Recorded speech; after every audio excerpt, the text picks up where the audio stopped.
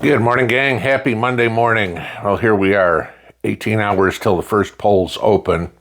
Dixville Notch. A dozen people there or whatever, but 36 hours or so before the first polls close. And it's going to be a wild day tomorrow. And I hope everybody has made their plans to hunker down and be ready for whatever comes.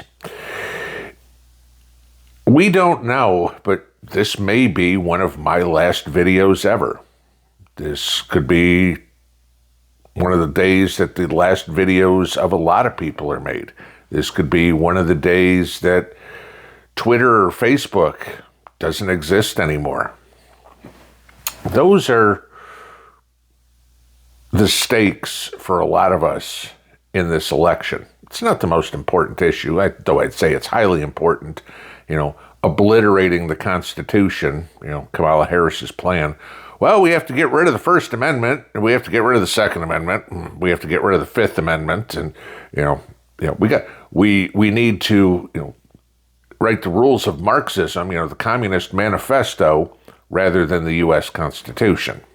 That's literally what's on the ballot, guys. Okay. But I want to talk about the First Amendment, freedom of speech, and the double standard that is put out there. Now, it's no secret that I lean right, very conservative. Probably that libertarian type area is pretty much where I fall.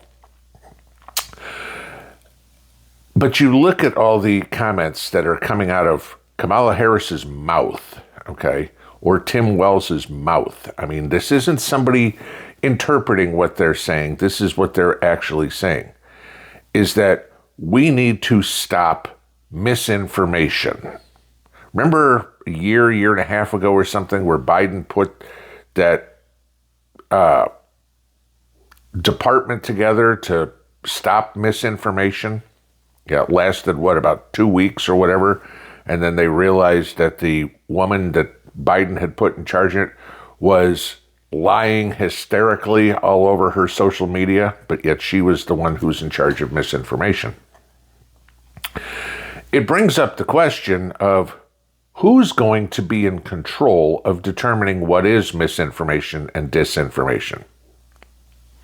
It certainly can't be the media, because ABC, NBC, CNN, Fox, yada, yada, yada, both sides, okay, are notorious for putting out misinformation. There's a difference between opinion and fact, okay? You're entitled to your own opinions. You're not entitled to your own facts, right? We know that line. Just look at the polls this week. And I told you about the Iowa one that's been making the news all over the place for the last 24 hours, is that you had one pollster that said Kamala Harris is winning by 3, and you have another pollster that says Trump is winning by 10. Both of them can't be right. That's impossible. Okay. The deal is their opinions, each particular pollster's opinion based on what research they did, their opinions, but they're being presented as fact. That's a problem. So what's misinformation? What's the penalty? Will whoever's wrong between those two be forbidden from making, predictions or doing polls in 2026 and 2028? I don't know. Maybe that's Kamala Harris's idea. What about all the news media that is out there saying Kamala Harris is winning, Kamala Harris is losing, Donald Trump's winning, Donald Trump's losing, you're a Nazi, you're Hitler, you're garbage, yada, yada, yada. That's misinformation, right? I mean, I've never seen Donald Trump give a Nazi salute or anything of the sort, doesn't have a swastika on his armband on his suit. So that'd be misinformation. They're stating their opinions as fact, and people buy it, okay? Now, Opinions are obvious, usually. It's when they are presented differently. I have many opinions. You guys watch this channel a lot to listen to some of them. You also watch the channel, I hope, to listen to a lot of the facts that I use to back up my opinions. But they want to get rid of disinformation. Look at what Barack Obama did yesterday campaigning for Kamala Harris. He was out talking about the really fine people hoax that's been debunked so many times. Yet he still said that. That's disinformation. You look at Kamala Harris screaming about Project 2025. That's disinformation. Can you imagine an election where the Democrats couldn't lie to you? I mean, what she wants to do, or at least the campaign pledge, because it'll never happen, okay, is basically to cut her nose off despite her face. If it wasn't for lying, she has no campaign. What little campaign she has is chock full of lies. There's no plan. I mean, if it is, it's a uber secret. We can't tell the people. You know, once we vote on it, then you can read it. That's our economic plan. Yeah, that turned out really well for us last time, didn't it? But imagine the world. Imagine the United States if stating your opinion was no longer legal. You know, newspapers, what's left of them, you know, because who the hell, when's the last time you read a newspaper? I'd say 99% of the country hasn't picked one up in at least the last 12 months. And if you did, maybe it was because you were sitting in an airport or sitting in a doctor's office waiting. Now the entire paper is editorial, the editorial page. Pick up Newsweek or Time or The Atlantic. It's all editorial. There's this much fact to go with this much opinion, and they call that a news article. You know, journalism is dead. We know that. Citizen journalism, YouTube, Twitter, Facebook, Instagram, whatever, the people that are there filming or witnessing something with their own eyes and telling other people, that's journalism. You know, you go back to David Muir's interview, or not interview, but the debate. And, well, I called up there and they said, really? So you were pre-bunking Trump's comments? And it turned out that Trump was right and David Muir was wrong. So not only did you have a debate moderator insert himself into the conversation, but then the debate moderator himself was giving misinformation. Is he going to be forbidden from doing any debates ever again? Is he going to be fired from ABC News? Nope. Okay. This is the slippery slope she's playing on. With a day and a half left before the polls close, we are seeing all sorts of these predictions. Let me remind everybody, every one of those polls, I don't care who it's from. People say Atlas Intel, they're the most correct poll out there. Or you could say Marist. Marist is the worst poll out there, the one that's by far wrong more than anything else. They're all opinions. They are not facts.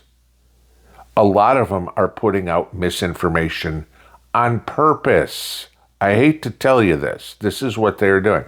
They are not trying to tell you the state of the race. They are paid operatives. You know, you take a look at who pays for these polls. Oh, this one was paid for by a Democrat organization. This one was paid for by a Republican organization. Don't for a second think that the Democrats walk up and say, here, we're going to give you $1 million to go poll Arizona. And they go, oh, okay, well, we found Trump's up by 3. Well, we're not paying you for that poll. We need something, but okay, we'll twist the numbers. We'll oversample this size. We'll take out this county or what. Oh, look at that. Kamala Harris is up too. Okay, here's your check for $1 million, right? That's how this works. And people put so much weight into these polls. Don't. Tomorrow is going to be really interesting because the pollsters are going to have the world blow up in their face. I'm thinking, just from everything that I read, which is both left and right opinion, but I can read the tone in there. There's panic setting in, or has already set in, to the Kamala Harris campaign. They know they're going to get crushed. It's funny when you had a spokesperson come out over the weekend, and I mean, if you don't think the cheat is going to happen, the Harris campaign is vowing to keep counting votes until we find enough that we win. Joe, we need another 5,000 printed. You want to make some up real quick? Get them over here as soon as you can. Yeah, okay. We saw the lawsuits. We saw we need to count votes 4 days after they're received. We need to count votes that don't have a date on them. I mean, can you imagine this? Well, let's see. Trump won such and such a state. Okay, well, we got 3 or 4 more days. We don't even need to have dates on the ballots. So go out there and knock on doors and see if people will fill out a ballot for you. I mean, that's literally what some of this stuff is. We already know the results, but we don't like them. So let's go see if we can get some more votes. And because we're still allowed to count votes and they don't have to be dated, who cares if it's after the election? The only way Kamala Harris can win this election is on deceit, lies, and misinformation. All the things that she's been accusing Trump of throughout the entire campaign, and the Democrats have been accusing Trump of since 2015. We've all talked about projectionism. If you want to know what the Democrats are doing, listen to what they accuse the Republicans of.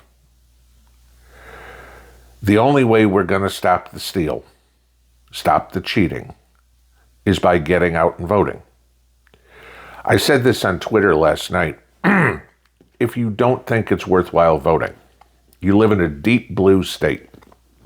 You live in Massachusetts, for example, or you live in California. It doesn't matter. I go vote, and they're going to give it to Kamala Harris is going to win the state anyway. It is extremely easy.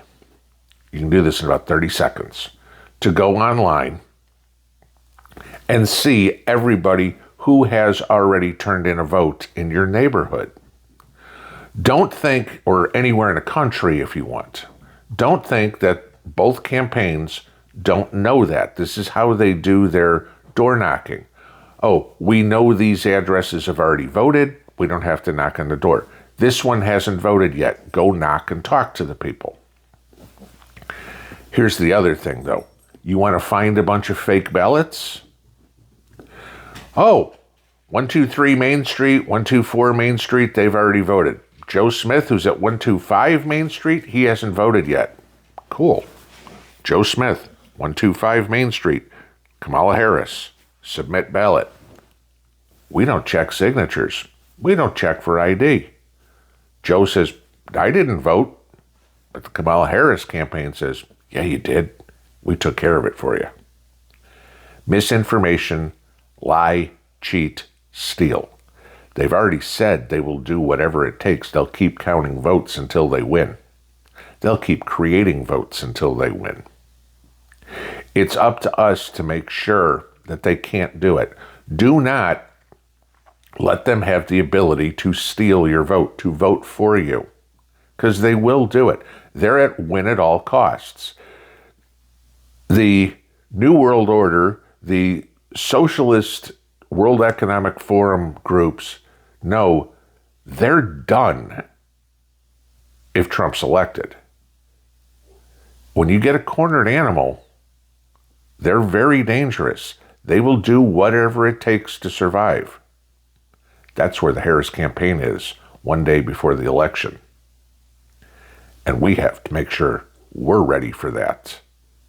We also have to make sure we're ready for the fallout when she loses tomorrow. You already see Seattle, Portland, Washington, D.C., Chicago, Detroit, St. Louis boarding up the cities. Don't you find it really ironic that Democrat strongholds are boarding up cities? Why would they think that cities, which are notoriously blue, would destroy their own area? Because that's what they do. Republicans don't commit violence. Remember the Tea Party rallies? The people were out policing their garbage after they were done.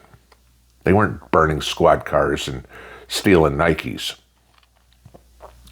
The Democrats, the cities, even know they're about to lose. And they're trying to protect themselves from their own voters. Those are the things you start to take a look at and go, which way's the election leaning? It's not polls that Republicans typically don't answer anyway. Okay. It's watching the boots on the ground, watching the action. Watch what I do, not what I say. Well, we're seeing what they're doing. Hopefully, in 36 hours, we start seeing the country change for the better. Have a good Monday. Pinball out.